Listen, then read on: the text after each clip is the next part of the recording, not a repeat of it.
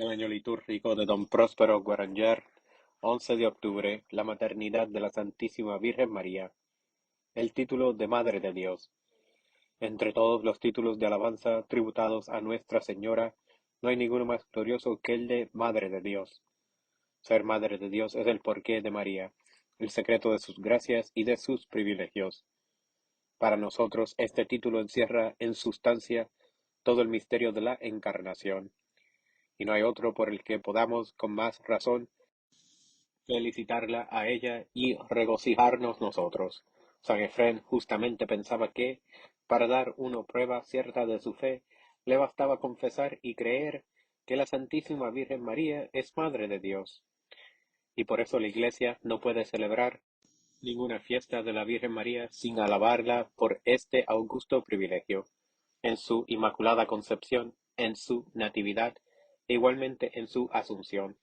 Siempre saludamos en ella a la Santa Madre de Dios, y eso es precisamente lo que hacemos nosotros también al repetir tantas veces a diario el Ave María. La herejía nestoriana. Teotocos, Madre de Dios, así se la llamó a María en todo tiempo.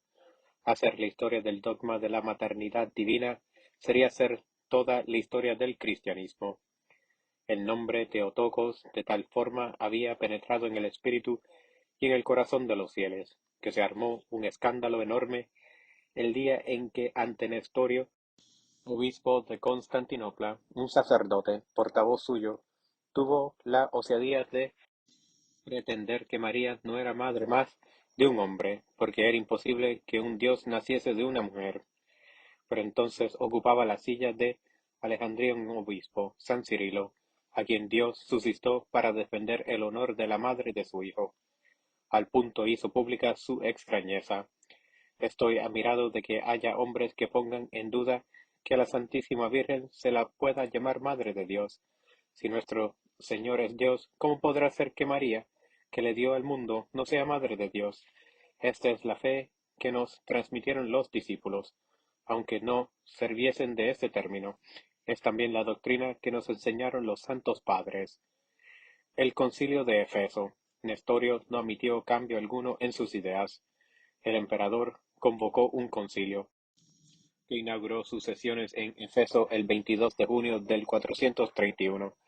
En el presidio San Cirilo, como legado del Papa Celestino, se juntaron 200 obispos.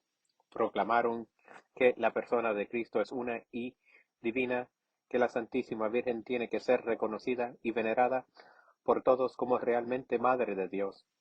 Al saberse esta noticia, los cristianos de Efeso entonaron cantos de triunfo, iluminaron la ciudad y acompañaron a sus domicilios con antorchas a los obispos, que habían venido, gritaban a devolvernos la Madre de Dios y a ratificar con su autoridad santa lo que estaba escrito en todos los corazones. Y, como ocurre siempre, los esfuerzos del diablo solo sirvieron para preparar y suscitar un triunfo magnífico a Nuestra Señora.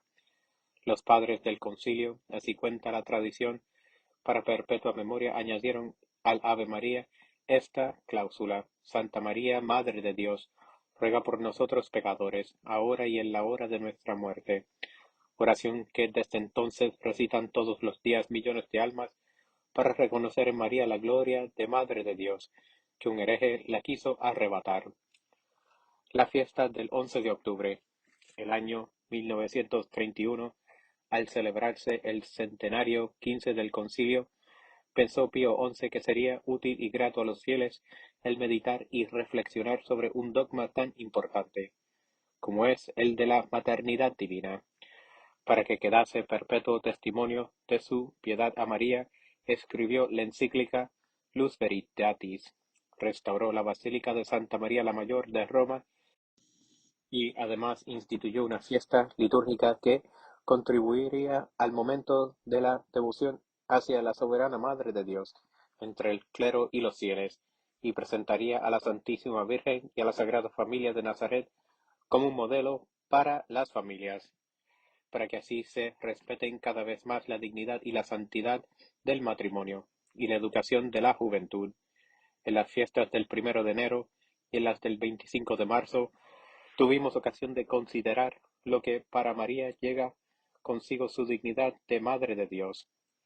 El tema, por decirlo así, es inagotable. Podemos detenernos hoy todavía unos momentos más. María, exterminadora de las herejías. Alégrate, oh Virgen María, porque tú sola has destruido en todo el mundo todas las herejías. Esta antífona de la liturgia demuestra claramente que el dogma de la maternidad divina es el sostén y la defensa de todo el cristianismo.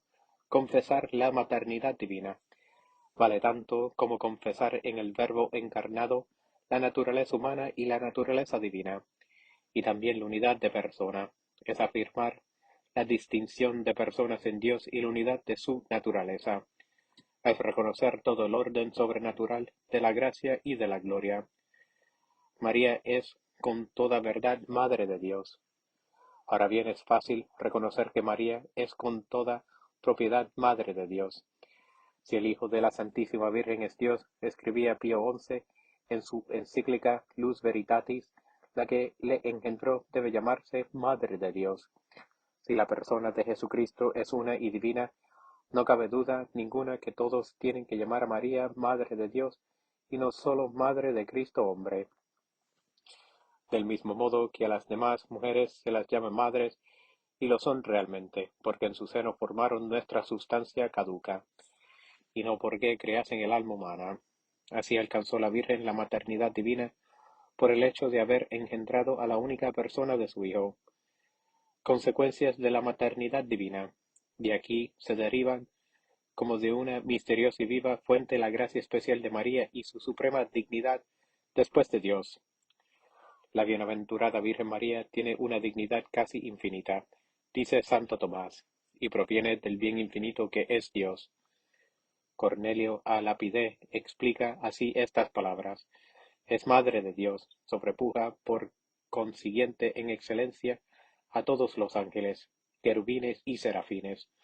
Es Madre de Dios, es por tanto la más pura y la más santa de todas las criaturas, y excepción hecha de Dios, no es posible figurarse mayor santidad que la de la Santísima Virgen.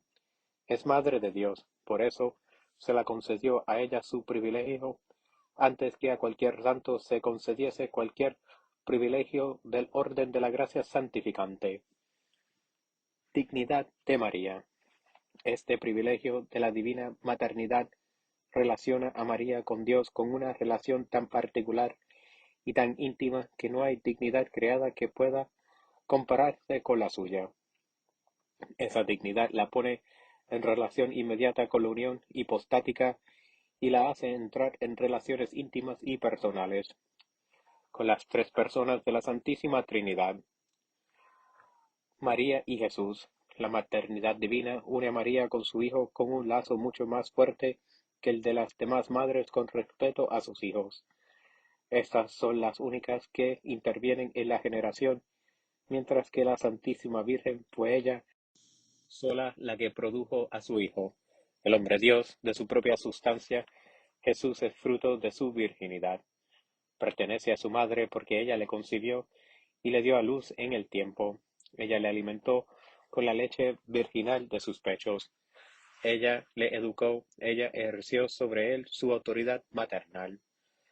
María y el Padre. La maternidad divina liga a María con el Padre de una manera que no se puede expresar con palabras humanas. María tiene por hijo al mismo Hijo de Dios. Imita y reproduce en el tiempo la generación misteriosa por la que el Padre engendra a su Hijo en la eternidad, y de ese modo llega a ser la coasociada del Padre en su paternidad. Si el Padre nos ha dado pruebas de un afecto sincero, decía Bossuet, porque nos ha dado a su Hijo por Maestro y Salvador el amor inefable que siente por ti. Oh María le hizo concebir otros muchos planes en nuestro favor. Dispuso que fuese tan tuyo como de él, y para formar contigo una sociedad eterna, quiso que fueses la madre de su único Hijo, y ser el Padre del tuyo. María y el Espíritu Santo. La maternidad divina une igualmente a María con el Espíritu Santo, ya que por el Espíritu Santo concibió al Verbo en su seno. León XIII llama a María esposa del Espíritu Santo, y María es su santuario privilegiado a causa de las maravillas inauditas de la gracia que ese Espíritu Divino obró en ella. Si Dios está con los santos, concluye San Bernardo, está con María de un modo particularísimo, porque entre Dios y ella la conformidad es tan perfecta que Dios se ha unido no solo a su voluntad, sino también a su carne, y de su sustancia y de la sustancia de la Virgen hizo un solo Cristo. Cristo, aunque no procede en lo que es ni todo completo de Dios, ni todo completo de la Virgen, no deja de ser esto, no obstante, todo entero de Dios y todo entero de la Virgen. Pues no hay dos hijos, sino uno solo, que lo es de Dios y de la Virgen. Por eso la dice el ángel: Dios te salve María, llena eres de gracia, el Señor es contigo. Está contigo no solo el Señor Hijo, a quien tú revistes de tu carne, sino el Señor Espíritu Santo, de quien tú concibes, y el Señor Padre, que ha engendrado al que tú concibes. El Padre está contigo y hace que su Hijo sea tuyo. El Hijo está contigo, y para realizar en ti el admirable misterio, se abre milagrosamente para sí tu seno, pero respetando el sello de tu virginidad. El Espíritu Santo está contigo, y juntamente con el Padre y el Hijo, santifica tu seno. Ciertamente el Señor está contigo. Misa. El introito recuerda la célebre profecía de Isaías que anuncia la concepción virginal del Mesías y su nombre de Emmanuel, Dios con nosotros. Introito. He aquí que una virgen concebirá y dará a luz un hijo, y se llamará su nombre Emmanuel. Salmo. Cantad al Señor un cántico nuevo, porque ha hecho maravillas. Gloria al Padre. Ya el día de la Anunciación nos encontramos con esta colecta, en la cual la Iglesia se gloria de su fe en la maternidad divina y reclama por este título la intercesión omnipotente de María cerca de Dios.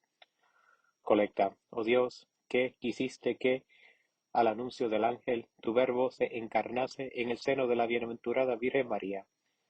Suplicamos te hagas que, los que creemos que ella es verdadera Madre de Dios, seamos ayudados ante ti por su intercesión. Por el mismo nuestro Señor Jesucristo. Epístola. Lección del libro de la sabiduría. Yo, como la vid, exhalo suave olor, y mis flores dan frutos de gloria y de riqueza.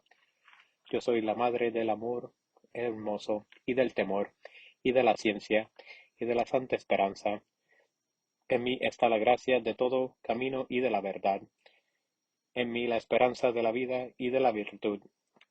Venid a mí todos los que me deseáis, y seréis colmados de mis frutos, porque mi espíritu es más dulce que la miel, y mi herencia más que la miel y el panal.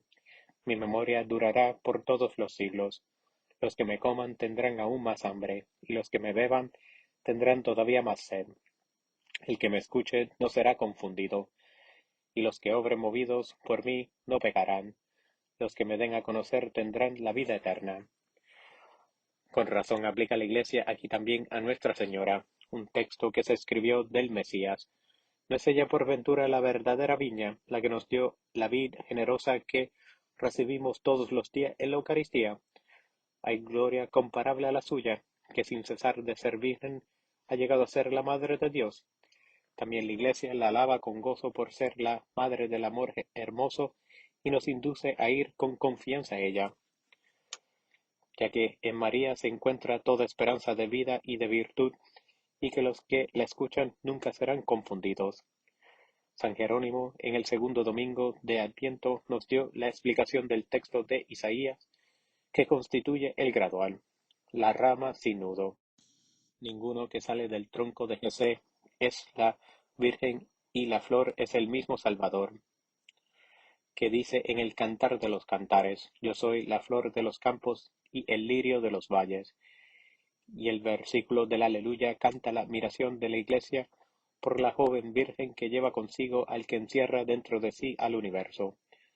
Gradual, saldrá una vara del tronco de Jesé y brotará un vástago de su raíz, y reposará sobre él el Espíritu del Señor. Aleluya, aleluya, oh Virgen, Madre de Dios, aquel a quien todo el orbe no puede contener, se encerró hecho hombre en tus entrañas, aleluya. Evangelio, continuación del Santo Evangelio según San Lucas.